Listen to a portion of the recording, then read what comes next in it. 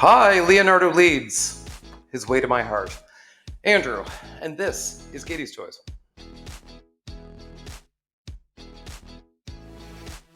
On today's MIA 80s Ladies, we're going to be talking about a character from the original 1987 Teenage Mutant Ninja Turtles cartoon, and of course the Playmates toy line, who really was the only, villainess of the entire series to appear more than once, and also someone who didn't really get a whole lot of love in the Playmates line, and still isn't getting too much since. So let's just get right into Tempestra from Ninja Turtles.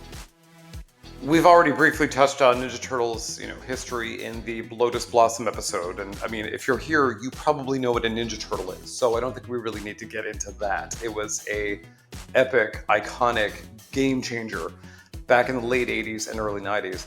As for Tempestra herself, she came pretty early in the series, in season 4, in the episode Leonardo versus Tempestra. In that episode, Leonardo was obsessed with playing an arcade game called Tempestra's Revenge, which he just couldn't beat. However, while playing it, lightning struck the arcade and Tempestra came to life because, sure. Tempestra seemingly had, telekinesis, some control over weather, and the ability to summon beasts, which, I mean, frankly, is a trifecta of powers that I would love. She, didn't really have motivations per se, but was certainly, bent on destruction. Leonardo did try to reach out for help from the other three. However, she destroyed his little turtle comp and flooded the sewers to get them out of commission. Meanwhile, Leonardo really took a beating from her, and he was rescued by April, who is his girlfriend in my headcanon. Don't at me. The turtles managed to escape the sewers. Leo and April sort of, track Tempestra down to a nuclear power plant, and he tricks her into draining all of her powers. Before she can blow said nuclear power plant, he traps her in the spare circuit board that, released her essentially.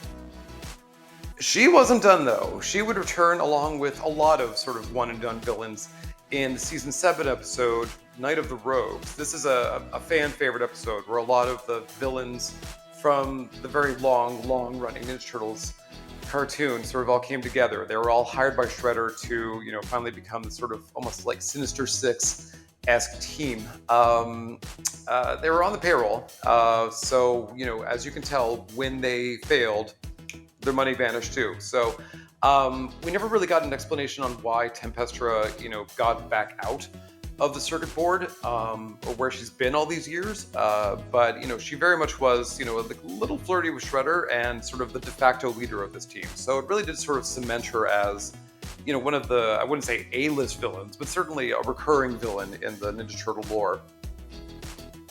That said, a lot of the villains from this episode were ones who were already made by Playmates and, presumably were characters that Playmates had requested the cartoon include in the series. So Tempestra was exclusively created for the show. Playmates really had no real interest in making her. So in the case of why she wasn't made to a figure, I think it's more that than the usual, girl figures don't sell. I mean, in fact, Playmates was no stranger to making lots of women, not just, a dozen April O'Neils, but they would do, Irma, that neutrino chick, Mona Lisa. I mean, they were not, above this, but the fact of the matter is, between, it not being one of their creations and also not being a character who really is all that posable. I mean, if you look at the design, she's an absolute brick, like just a pylon of a character. So, not a very good action figure make.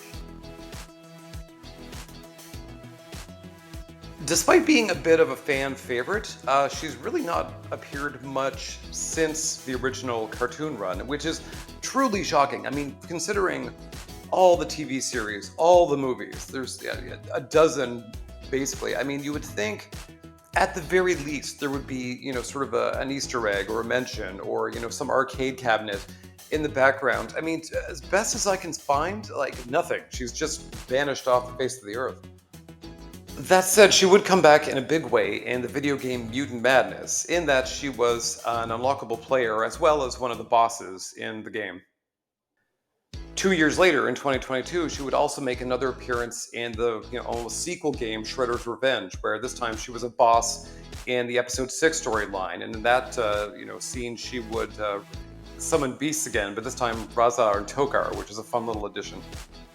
As for toys, I mean, you and I both know the best place for her would be NECA's Ninja Turtles line, based off of the animated series. To date, she's not been made available by them. That said, the rest of the rogues from the Night of the Rogues are very much available from NECA. Um, People are sort of, at this stage in the game where they've really kind of run through so many characters. I mean, pretty much, the whole roster. She really is one of those big ones that people are still asking for. So much so that, legendary YouTuber and all-around nice guy Toy Shiz was at Toy Fair 2025 and point blank asked it, the NECA team, would they be, interested in doing Tempestra? Is she sort of on the docket? NECA, of course, being at an industry event, on camera, we're not really prepared to, say yes or no. But that said, I mean, they definitely did give the impression to Mr. Shiz that, they're aware of the interest and they're aware that, this is sort of one of those characters who would, complete a team. So, for the purposes of this video, to date, no figures for her, but I wouldn't be surprised to see one in the very near future. And that'll about do it for Tempestra and Ninja Turtles as a whole. There's, not really a whole lot of other characters from the cartoon series or unproduced toys that, really are screaming for, immortalization in plastic. Ninja Turtles, as mentioned before, was no stranger to making women figures. So we really were, embarrassed by riches back in the day. It's really sort of this character on the villain side that we really do need some representation of. So, with all that, thank you for watching, thank you for liking, subscribing, commenting, all those YouTubey things, and I will see you next time on MIA 80s Ladies.